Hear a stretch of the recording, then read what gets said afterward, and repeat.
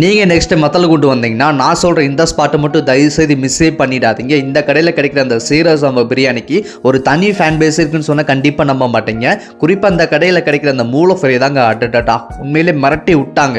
Kaapa restaurant சொல்ல போகிற இந்த ஒரு ரெஸ்டாரண்ட்டில் பார்த்தீங்கன்னா உங்கள் ஃப்ரெண்ட்ஸ் அண்ட் ஃபேமிலியோட போய் நீட்டாக சாப்பிட்றதுக்கு ஒரு பெஸ்ட் ஸ்பாட்னே கூட சொல்லலாம். உள்ள இருக்க செட்டப் இன்டீரியர்லாம் பார்த்தீங்கன்னா உண்மையிலே மிரட்டி விட்டாங்க. குறிப்பாக அவங்க கிட்ட பர்த்டேன்னு சொல்லி செலிப்ரேஷன் பண்ணுன்னு சொன்னீங்கன்னா இவங்களே A to Z உள்ளே ரெடி பண்ணி கொடுத்துருவாங்க. குறிப்பாக இங்கே நீங்கள் பிரியாணி வாங்கினீங்கன்னா காம்போ 2 வகையான குழம்பு கொடுப்பாங்க. ஸோ குழம்பை மிக்ஸ் பண்ணி இன்னைக்கு ஒரு பொடி பிடிக்கலாம். ஸோ ஃபர்ஸ்ட்டாக நான் ட்ரை பண்ண அந்த பிரியாணி பார்த்தீங்கன்னா சாப்பிட்றதுக்கு உண்மையிலேயே அட்டட்டா சக்கத்தாக இருந்துச்சுங்க. நெக்ஸ்ட் டைம் நீங்கள் போனீங்கன்னா கண்டிப்பாக அந்த பிரியாணி மிஸ் பண்ணால் ஃபஸ்ட்டு இதை ட்ரை பண்ணி பாருங்க. இதில் ஹைலைட்டே பார்த்தீங்கன்னா நம்ம சைடிஸ் ஆகின அந்த மூளை ஃப்ரை தான். அதாவது அந்த மூளை ஃப்ரையில் பார்த்தீங்கன்னா நல்லா ஃப்ரை பண்ணி நல்லா பெப்பர்லாம் போட்டு சாப்பிட்றதுக்கு உண்மையிலே ஒரு தரமான டேஸ்ட்டில் கொடுத்துருந்தாங்க. கண்டிப்பாக போனீங்கன்னா அந்த சைடிஸ்க்கு தான் ஃபஸ்ட்டு ட்ரை பண்ணி பாருங்க.